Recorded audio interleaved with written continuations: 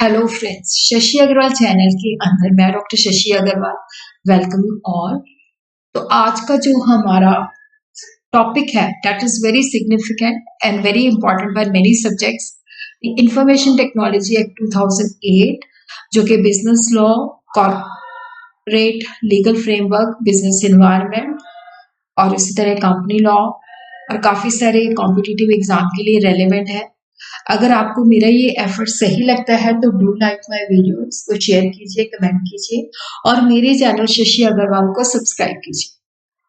और इस वीडियो को हम ये जो टॉपिक है इसको हम 2 या 3 वीडियो के अंदर कवर करेंगे। इसके अंदर मैं ये भी बताऊंगी कौन से इंपॉर्टेंट क्वेश्चन आते हैं। हमने इसके अंदर इंपॉर्टेंट डेफिनेशन जो एग्जाम के अंदर आ चुकी है और जिनका एग्जाम के अंदर आने की पॉसिबिलिटी है। तो सबसे पहले हम देखते हैं कि कौन से इंपॉर्टेंट क्वेश्चन इस एक्ट से आते हैं। Right the provision of IT act 2008। What are the salient features of information technology act 2008? Describe the composition and function of the cyber appellate tribunal under the information technology act. तो second video इसी का ही होगा क्योंकि ये काफी important question है। Meaning of information under information technology act एक शॉर्ट क्वेश्चन में आ चुका है।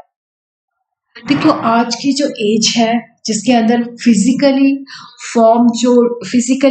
जो पेपर फॉर्म के अंदर जो काम है वो काफी रिड्यूस हो रहा है क्योंकि मॉडर्न एज जो है that is the age of computers और न्यू कम्युनिकेशन सिस्टम आ रहा है और इंटरनेट जो है बहुत तेजी के साथ स्प्रेड हो रहा है और बिजनेस में जो है जो न्यू कम्युनिकेशन सिस्टम है, जो कंप्यूटराइजेशन है उसको अडॉप्ट कर रही है।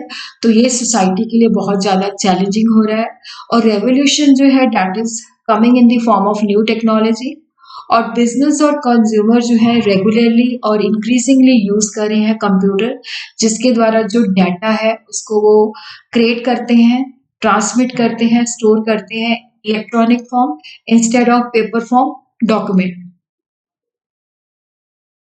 United Nations Commission on International Trade Law adopted the Model Law on Electronic Commerce 1996. General Assembly of United Nations passed a resolution in Jan 1977 जिसके अंदर उन्होंने बाकी इलाकों के मतलब एडिशनली ये भी रिकमेंड किया कि all the states in the UN to give favourable constitution to the set model law जो इलेक्ट्रॉनिक रिकॉर्ड को रिकॉग्निशन प्रोवाइड करता है। और जिस तरह से पेपर कम्युनिकेशन होती है, पेपर रिकॉर्ड होते हैं, उसी तरह जो इलेक्ट्रॉनिक रिकॉर्ड है उनको भी रिकॉग्निशन मिलनी चाहिए। और यहाँ पे जो मॉडल लॉ है ये हमें बताता है कि इक्वल लीगल ट्रीटमेंट देनी है जो इलेक्ट्रॉनिक कम्युनिकेशन को यूज करते हैं, जिस तरह से हम पेपर बेस्ड कम्युनिकेशन को रिकॉग्निशन देते हैं। इंफॉर्मेशन टेक्नोलॉजी एक्ट 2000 जो कि 17 अक्टूबर 2000 को फोर्स में आया था और ये जो है यूनिसेट्रल मॉडल लॉ की गाइडलाइन के ऊपर बेस्ड है।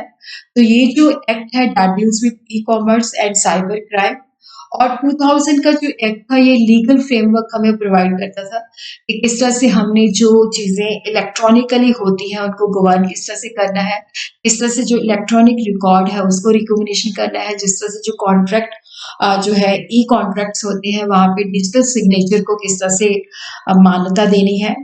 एक्ट जो था that was amended bye information technology act amendment bill 2006 जो कि लोकसभा के अंदर पास हुआ है दिसंबर 22 को। Act was renamed information technology act 2008 और प्रेसिडेंट की जो असेंट है, जो कंसेंट है वो 5 2009 को मिली है और ये एक्ट जो है फोर्स में आया है 27 अक्टूबर 2009 को। इंफॉर्मेशन टेक्नोलॉजी एक्ट 2008 जो है that is an act to provide legal recognition जो ट्रांजैक्शन इलेक्ट्रॉनिक माध्यम से होती है। The transaction which are carried out by means of electronic interchange and other means of electronic communication जिसको हम इलेक्ट्रॉनिक कॉमर्स भी कह देते हैं। देखो यहाँ पे क्या है कि पेपर बेस्ड मेथड यूज नहीं होते, यहाँ पे जो है मतलब ई मेथड यूज होते हैं कम्युनिकेशन के, स्टोरेज के। तो जिसकी वजह से क्या है कि उन चीजों को रिकॉग्नाइज किया जा सके और जिस तरह से गवर्नमेंट एजेंसीज को हम फिजिकल फॉर्म के अंदर जो है फॉर्म डिपॉजिट करते हैं, तो इलेक्ट्रॉनिक फाइलिंग ऑफ डॉक्यूमेंट जो है उसको रिकॉग्नाइज किया जाए, उसको ऑथेंटिकेट किया जाए। तो ये जो एक्ट है अमेंड करता है Indian penal code, Indian evidence act 1872, the Bankers Book Evidence Act 1891, the Reserve Bank of India Act 1934, so as to bring in the electronic documentation within the purview of the respective enactment. तो यहाँ पे क्या है कि देखो ये सारी चीजें यहाँ पे फिजिकल फॉर्म या पेपर रिकॉर्ड को ही रिकॉग्निशन दी जाती थी, तो ये इसलिए अमेंड किया गया ताकि इलेक्ट्रॉनिक डॉक्यूमेंटेशन को भी जो है लीगली रिकॉग्नाइज किया जा सके। और इसके अंदर क्या है कि जितनी भी स्टेट्स हैं वो इस मॉडल लॉ को जो है जब भी इस लॉ को इनेक्ट या रिवाइज करती हैं तो इन चीजों को उन्होंने कंसिडरेशन देनी है।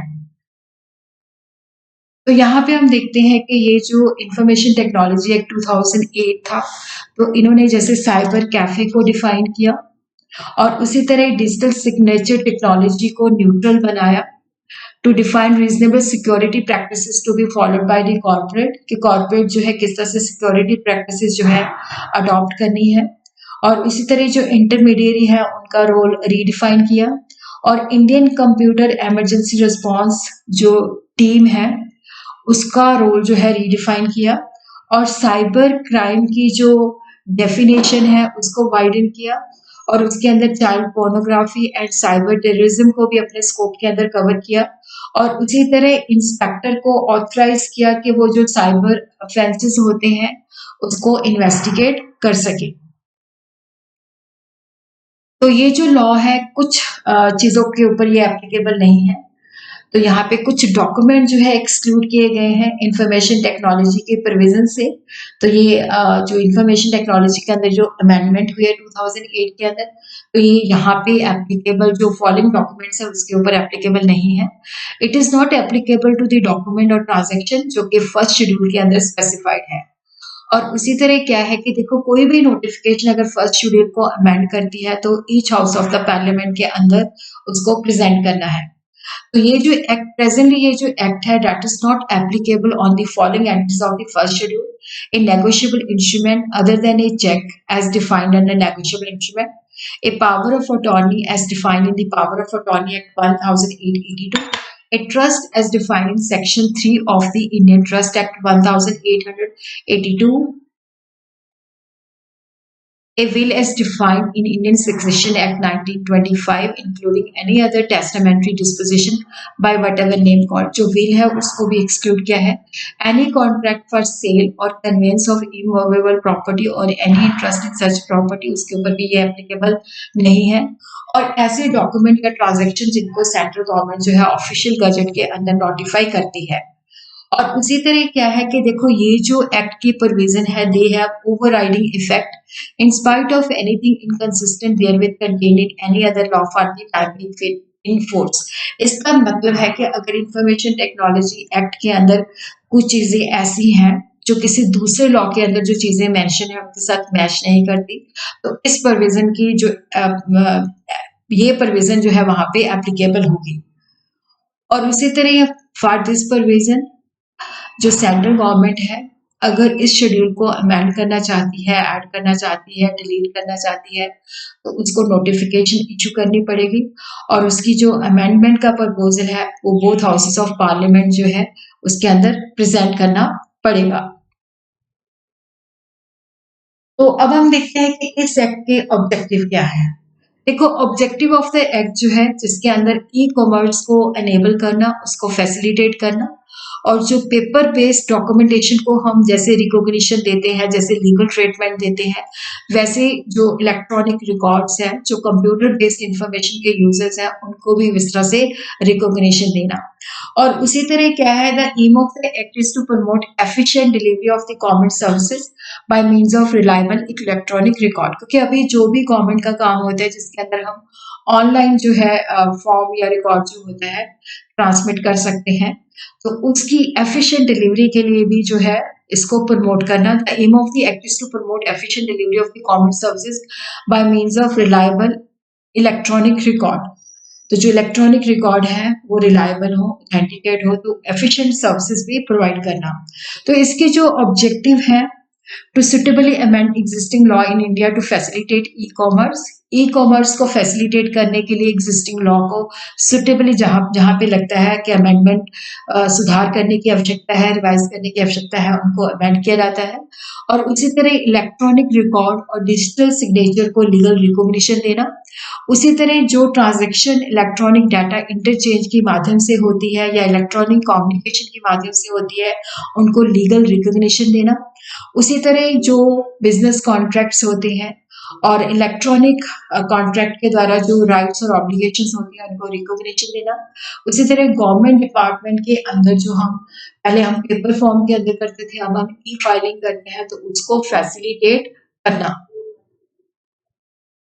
इलेक्ट्रॉनिक स्टोरेज ऑफ डाटा को फैसिलिटेट करना, एक रेगुलेटरी बॉडी को एस्टैब्लिश करना ताकि जो अथॉरिटीज हैं उनको जो सर्टिफाइंग अथॉरिटी जो डिजिटल सिग्नेचर सर्टिफिकेट इशू करती हैं, उनको सुपरवाइज करना, उनको रेगुलेट करना। उसी तरह establish cyber regulation appellate tribunal for hearing appeals against decision of the adjudicating officer, कि अगर कोई भी जो डिसीजन एडजुडिकेटिंग ऑफिसर देते हैं तो उनके अगेंस्ट जो अपील है हम साइबर रेगुलेशन एपेलेट ट्रिब्यूनल को फाइल कर सकते हैं। To facilitate and give legal sanction to electronic transfer between banks and financial institution, कि जो बैंक्स और फाइनेंशियल इंस्टीट्यूशंस के अंदर इलेक्ट्रॉनिक ट्रांसफर्स होती हैं उनको लीगली ऑथराइजेशन देना। और उसी तरह जो बैंकर्स हैं इलेक्ट्रॉनिक रिकॉर्ड के अंदर जो अपनी बुक्स ऑफ अकाउंट्स को मेंटेन करते हैं, उसको रिकॉग्निशन देना। और उसी तरह कोर्ट के अंदर आर्बिट्रेशन प्रोसीडिंग के अंदर जो कंप्यूटर एविडेंस दिया जाता है उसको सपोर्ट करना। एक्ट जो है होल ऑफ द इंडिया को एप्लीकेबल है। इवन इसके अंदर ये वो ऑफेंस जो इंडिया से ओरिजिनेट होते हैं, बट जो चाहे वो बाहर से ओरिजिनेट होते हैं, but which are directed at computer within India, तो उसके अंदर भी क्या है कि अगर वो हमारे कंप्यूटर के ऊपर इंडिया के अंदर डायरेक्ट किए जाते हैं, चाहे वो बाहर से ऑफेंस जो है क्रिएट किए जाते हैं, तो वहां पे भी ये एप्लीकेबल है। इस एक्ट के अंदर जो है 94 सेक्शन है और ये 13 चैप्टर्स और 4 शेड्यूल के अंदर जो है ये डिवाइडेड है।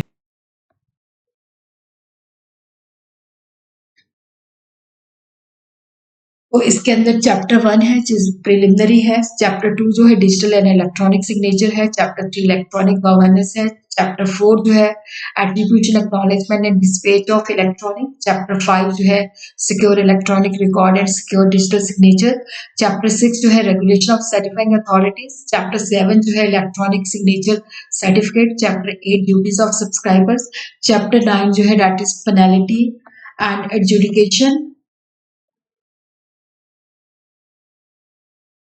चैप्टर 10 जो है cyber regulation appellate tribunal, chapter 11 जो है ऑफेंसेस के साथ, chapter 12 network services provided not to be liable in certain cases, chapter 13 जो है मिसलेनियस है। देखो अगर इस एक्ट के अंदर आता है तो आपने थोड़ा थोड़ा सबके बारे में लिखना है। अब हम लोग इम्पॉर्टेंट डेफिनेशंस करेंगे। देखो जो सेक्शन 2 ऑफ द एक्ट है वो वेरियस टर्म्स की डेफिनेशन जो है मतलब उसके साथ डील करता है। तो सबसे पहले हम देखते हैं एक्सेस की जो डेफिनेशन है, जिसको सेक्शन 2A के अंदर डिफाइन किया है। एक्सेस का मतलब होता है कि जब हम किसी चीज को एक्सेस कर सकते हैं, एंटर कर सकते हैं। देखो यहाँ पे एक्सेस का मतलब है, पहले मैं रीड कर देती हूँ फिर इसका आपको समझा देती हूँ। Means gaining entry into instructing और कम्युनिकेट विद लॉजिकल, अर्थमेटिकल और memory function sources of a computer, computer system और कंप्यूटर नेटवर्क।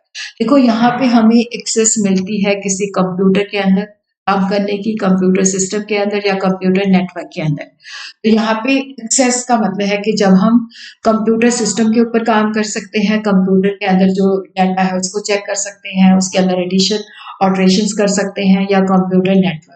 तो it means entry into instructing और कम्युनिकेटिंग विद लॉजिकल, अर्थमेटिकल और memory function sources of a computer, computer system और computer network. तो section 2 भी जो है एड्रेसी को डिफाइन करता है। तो refer to a person who is intended by the originator to receive the electronic record but does not include any intermediary. Address ये होता है जिसको हम इलेक्ट्रॉनिक रिकॉर्ड जो है चाहते हैं कि वो इसको रिसीव करे, बट इसकी डेफिनेशन के अंदर इंटरमीडियरी नहीं आता। इंटरमीडियरी में आगे जाके बताऊंगी, वो जनरली सर्विस प्रोवाइडर्स होते हैं। सेक्शन 2C जो है adjudicating officer, it means adjudicating officer appointed under 46 subsection 1। देखो एडजुडिकेटिंग ऑफिसर को हिंदी के अंदर हम कह देते हैं निर्णायक ऑफिसर, जिसको जो भी कोई डिस्प्यूट होता है वो रेफर की जाती है, जिसपे उसने इसके अंदर डिसीजन देना होता है।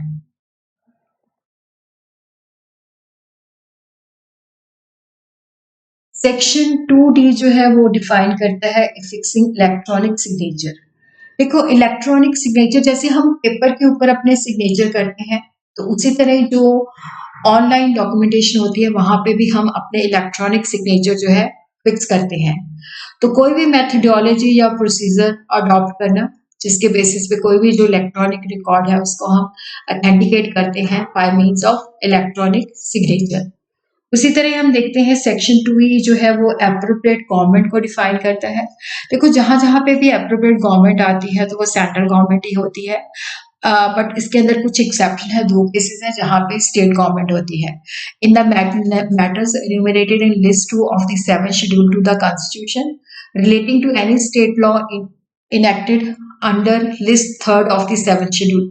तो इन 2 मैटर्स के अंदर जो एप्रोप्रिएट गवर्नमेंट होती है वो स्टेट गवर्नमेंट होती है, otherwise it is central government. Section 2F जो है एसिमेट्रिक क्रिप्टो सिस्टम, जिसके अंदर क्या होता है कि देखो 2 तरह की कीज होती है। एक प्राइवेट कीज होती है जिसके द्वारा हम डिजिटल सिग्नेचर क्रिएट करते हैं, एक पब्लिक की होती है जो डिजिटल सिग्नेचर को वेरीफाई करती है। तो ये एक सिस्टम है जिसके द्वारा हम अपना जो सिग्नेचर है उसको सिक्योर करते हैं। तो यहाँ पे हमारे पास की पेयर होता है, मतलब 2 होती हैं, एक प्राइवेट की होती है, एक पब्लिक की होती है। Means a system of a secure key pair consisting of a private key for creating a digital signature and a public key to verify the digital signature. Section 2G जो है वो डिफाइन करता है certifying authority, जिसको licence दिया गया है जो कि electronic signature certificate under section 24 के अंदर इशू करने की उसको जो है अप्रूवल मिली हुई है क्योंकि उसके पास लाइसेंस है। उसी तरह सेक्शन 2H जो HA है जो कम्युनिकेशन डिवाइस, जिसके अंदर आ जाता है सेल फोन, आ जाता है पर्सनल डिजिटल असिस्टेंस, आ जाता है या दोनों का कॉम्बिनेशन, या कोई भी ऐसा डिवाइस जिसके द्वारा हम कोई मैसेज, कोई टेक्स्ट, कोई वीडियो, ऑडियो और इमेज जो है कम्युनिकेट करते हैं या सेंड करते हैं या ट्रांसमिट करते हैं। सेक्शन 2K जो है वो डील करता है कंप्यूटर सिस्टम के अंदर। तो computer system means a device including input and output support devices, जिसके अंदर इनपुट और आउटपुट सपोर्ट सिस्टम आता है। और उसी तरह इसके अंदर जो कंप्यूटर सिस्टम है जिसके अंदर हम जो है बेसिकली जो है कैलकुलेशंस को एक्सक्लूड करते हैं जो कि प्रोग्रामेबल नहीं है, और जिनको हम देखो ये एक डिवाइस है जिसके अंदर इनपुट एंड सपोर्ट सिस्टम आता है, but it excludes calculation which are not programmable or capable of being used in conjunction with external files, which contains computer programs, electronic instructions, input data and output data. Cyber cafe का मतलब है means any facility from where access to internet is offered by any person. देखो कोई भी जहां से cyber cafe का मतलब है कि जहां से इंटरनेट के द्वारा कनेक्शन करने की फैसिलिटी दी जाती है, means any facility from there access to internet is offered by any person in the ordinary course of the business to the members of the public.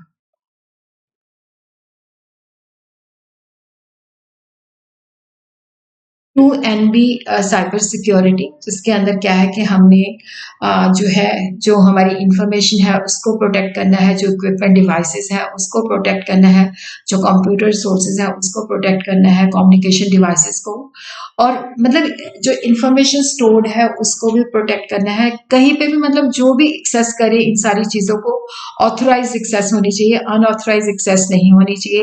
ना ही कोई व्यक्ति अनऑथराइजली उनको यूज कर सकता है, डिस्क्लोज कर सकता है, या सिस्टम के अंदर डिस्टर्बेंस क्रिएट कर सकता है, या मॉडिफिकेशन या डिस्ट्रक्शन कर सकता है। डाटा जो है जिसको सेक्शन 2O डिफाइन करता है, डाटा जो है इंफॉर्मेशन है, नॉलेज है, फैक्ट है, कंसेप्ट है, इंस्ट्रक्शंस हैं जिनको फॉर्मुलाइज मैनर के अंदर तैयार किया जाता है और कंप्यूटर सिस्टम के अंदर उसको प्रोसेस किया जाता है और ये किसी भी फॉर्म में हो सकती है, कंप्यूटर, प्रिंट आउट, मैग्नेटिक और ऑप्टिकल स्टोरेज मीडिया के अंदर हो सकती है। 5 टेप की फॉर्म में हो सकती है या कंप्यूटर की मेमोरी में स्टोर्ड हो सकती है। डिजिटल सिग्नेचर का मतलब है कि देखो जैसे हम कोई फिजिकली जब पेपर करते हैं तो उसके अंदर हम साइन करते हैं। साइन के साथ कई बार क्या होता है कि हम स्टैम्प भी लगाते हैं। तो मीन्स ऑथेंटिक कोई भी इलेक्ट्रॉनिक रिकॉर्ड है उसकी ऑथेंटिकेशन ज़रूरी होती है, जिसको एक सब्सक्राइबर जो है इलेक्ट्रॉनिक मेथड या प्रोसीजर से जो है ऑथेंटिकेट करता है, जिसके अंदर वो अपने डिजिटल सिग्नेचर जो है वहाँ पे पुट करता है। डिजिटल सिग्नेचर सर्टिफिकेट जिसको सेक्शन 2Q डील करता है, digital signature certificate which is issued under subsection of section 4 of digital signature certificate means a digital signature certificate issued under subsection 4 of section 35. Section 2D जो है that relates to electronic record, इसके ऊपर भी question आ चुका है। Data record और data generated, देखो यहाँ पे जो इलेक्ट्रॉनिक रिकॉर्ड है जिसका मतलब है कि डाटा या यहाँ पे क्या है रिकॉर्ड और डाटा जनरेटेड, जो डाटा जनरेट किया गया है या कोई इमेज है या साउंड स्टोर्ड है या जिस रिकॉर्ड को या डाटा को या इमेज या साउंड को हमने रिसीव किया है या जिसको हमने इलेक्ट्रॉनिक फॉर्म के अंदर सेंड किया है या माइक्रोफाइल के अंदर या कंप्यूटर जनरेटेड माइक्रोफ्लिच के अंदर जो है इसको हम इलेक्ट्रॉनिक जो है रिकॉर्ड कहते हैं। कोई भी जो डाटा है जिसको रिकॉर्ड किया है, कोई इमेज है, किसी कोई साउंड है जिसको हमने स्टोर किया है या सेंड किया है कंप्यूटर सिस्टम के अंदर या माइक्रोफ्लिच के अंदर, वो इलेक्ट्रॉनिक रिकॉर्ड है। उसी तरह सेक्शन 2V जो है डील करता है इंफॉर्मेशन की डेफिनेशन जो है that is very important, 2-3 bar exam के अंदर आ चुकी है। इंफॉर्मेशन इंक्लूड डाटा, डाटा के अंदर आ जाता है, डाटा भी आ जाता है, टेक्स्ट भी आ जाता है, इमेज भी आ जाती है, साउंड भी आ जाती है, वॉइस भी आ जाती है, कोड्स भी आ जाते हैं, कंप्यूटर प्रोग्राम्स भी आ जाते हैं, सॉफ्टवेयर एंड डाटाबेस भी आ जाता है, माइक्रोफिल्म और कंप्यूटर जनरेटेड माइक्रोफ्लिच भी आ जाती है। सेक्शन 2W जो है इंटरमीडियरी को डिफाइन करता है। Intermediary refer to any person who on behalf of another person receive, store और ट्रांसमिट दैट रिकॉर्ड और provide any service with respect to that record. इसके अंदर देखो जो इंटरमीडियरी होती है, जो ये सर्विस प्रोवाइडर्स होते हैं, जैसे telecom service provider, network service provider, internet service provider, web hosting service provider, search engine, online payment sites, online auction site, online market places and cyber cafe जो होते हैं इंटरमीडियरी के अंदर इंक्लूडेड होते हैं। और उसी तरह की पेयर का मतलब होता है कि देखो यहाँ पे दो पेयर मतलब दो होती है, एक प्राइवेट की होती है, एक पब्लिक की होती है। तो प्राइवेट की जो कि पब्लिक की के साथ मैथमेटिकली रिलेट होती है, प्राइवेट की जिसके द्वारा हम सिग्नेचर को क्रिएट करते हैं, पब्लिक की होती है जिसके द्वारा हम जो सिग्नेचर है उसको सर्टिफाई करते हैं, उसकी वेरिफिकेशन करते हैं। सेक्शन 2 सबसेक्शन 1Z जो डील करता है ओरिजिनेटर, वो पर्सन जो सेंड करता है, जनरेट करता है, स्टोर करता है या कोई भी इलेक्ट्रॉनिक मैसेज जो है किसी दूसरे व्यक्ति को वो भेजता है या स्टोर करता है, बट इसके अंदर इंटरमीडियरी इंक्लूड नहीं होता जो सर्विस प्रोवाइड करता है। इसी तरह section 2 subsection 1 and 3C private की का मतलब होता है कि यहाँ पे जो की यूज की जाती है जिसके द्वारा हम डिजिटल सिग्नेचर को क्रिएट करते हैं, और पब्लिक की मतलब होता है जिसके द्वारा हम डिजिटल सिग्नेचर को वेरीफाई करते हैं, और ये जो है डिजिटल सिग्नेचर सर्टिफिकेट के अंदर लिस्टेड होती है। और 2 सबसेक्शन 1Z जो है डिफाइन करता है सिक्योर सिस्टम। सिक्योर सिस्टम का मतलब होता है कि वो सेफ है, कंप्यूटर हार्डवेयर, सॉफ्टवेयर, प्रोसीजर जो जिनको कोई भी अनऑथराइज्ड जो है एक्सेस नहीं मिल सकती, ना ही कोई इसको मिसयूज कर सकता है, और जिसके अंदर जो रीजनेबल लेवल ऑफ रिलायबिलिटी और करेक्ट ऑपरेशन जो है प्रोवाइड होते हैं, और उसी तरह इंटेंडेड फंक्शन सही तरीके से प्रोवाइड मतलब हो सकते हैं, और यहाँ पे जो सिक्योरिटी प्रोसीजर है उसको ये फॉलो करते हैं। तो मतलब उसको कोई अनऑथराइज्ड एक्सेस नहीं कर सकता, मिसयूज नहीं कर सकता, सेफ होते हैं।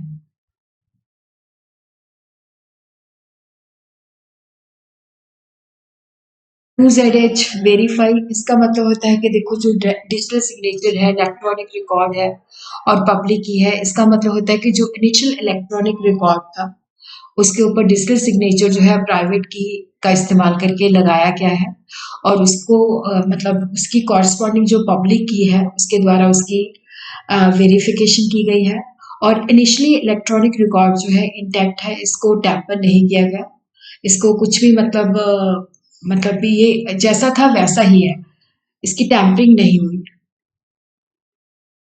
अब हम देखते हैं चैप्टर थर्ड, क्योंकि ये वाला चैप्टर जो था जो डेफिनेशन के साथ डील करता है digital signature and electronic signature.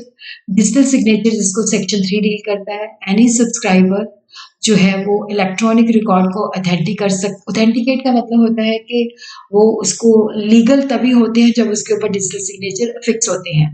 Authentication जो है वो असिमेट्रिक क्रिप्टो सिस्टम और हैश फंक्शन के द्वारा होती है। प्राइवेट की होती है जिसके द्वारा हम उसको क्रिएट करते हैं, पब्लिक की होता है जिसके द्वारा हम उसको वेरिफिकेशन करते हैं और कोई पर्सन पब्लिक की का इस्तेमाल करके उसको वेरीफाई कर सकता है। पब्लिक की और प्राइवेट की जो है हर एक सब्सक्राइबर के लिए यूनिक होती है और वो की पेयर का ही काम करती है, तो दोनों का ही इलेक्ट्रॉनिक सिग्नेचर ए सब्सक्राइबर में ऑथेंटिकेट एनी इलेक्ट्रॉनिक रिकॉर्ड, कि कोई भी सब्सक्राइबर जो इलेक्ट्रॉनिक रिकॉर्ड को ऑथेंटिकेट कर सकता है बाय इलेक्ट्रॉनिक सिग्नेचर जो कि रिलायबल है, जिसको सेकंड शेड्यूल के अंदर मेंशन किया गया है। और एनी इलेक्ट्रॉनिक सिग्नेचर और इलेक्ट्रॉनिक ऑथेंटिकेशन टेक्निक जो है तभी रिलायबल है जब ऑथेंटिकेशन डाटा जो है उसी कॉन्टेक्स्ट के अंदर है, वो उसकी ऑथेंटिकेशन है सिग्नेटरी के साथ जो है लिंक्ड है, किसी और व्यक्ति के साथ लिंक नहीं है। और authentication data were at the time of signing वो सिग्नेटरी के कंट्रोल में है, ऑथेंटिकेटर के कंट्रोल में है, किसी अनऑथराइज्ड पर्सन के कंट्रोल में नहीं है। और उसी तरह क्या है कि एनी इलेक्ट्रॉनिक सिग्नेचर और इलेक्ट्रॉनिक ऑथेंटिकेशन टेक्निक जो है तभी रिलायबल होगी, उसके अंदर मैंने 2 पॉइंट्स बता दिए हैं। उसके बाद है कि इलेक्ट्रॉनिक अगर कोई जब ऐसे इलेक्ट्रॉनिक सिग्नेचर फिक्स हो जाते हैं और उसके अंदर कोई अल्ट्रेशन करता है तो वो डिटेक्टेबल है। और उसी तरह अगर इलेक्ट्रॉनिक सिग्नेचर हो गए हैं उसके बाद उसकी ऑथेंटिकेशन के बाद कोई इंफॉर्मेशन को ऑल्टर करता है तो दैट इज आल्सो डिटेक्टेबल। तो ये वो कंडीशंस भी फुलफिल करता है जो इसके अंदर प्रिस्क्राइब की गई है। सेंट्रल गवर्नमेंट जो है कि किस तरह से हमने इलेक्ट्रॉनिक सिग्नेचर जो है उसकी ऑथेंटिकेशन करनी है, कौन फिक्स कर सकता है, क्या ऑथेंटिकेशन करनी है, वो प्रोसीजर डिस्क्राइब करती है। और उसी तरह सेंट्रल गवर्नमेंट जो है ऑफिशियल गजट के अंदर नोटिफाई करती है कि किस तरह से हमने कोई इलेक्ट्रॉनिक सिग्नेचर को ऐड करना है या ओमिट करना है और सेकंड शेड्यूल के अंदर हम किस तरह से सिग्नेचर को फिक्स करना है। और जो भी नोटिफिकेशन सेंट्रल गवर्नमेंट इशू करती है that has to be presented before each house of the parliament. बाकी जो है अगली वीडियो के अंदर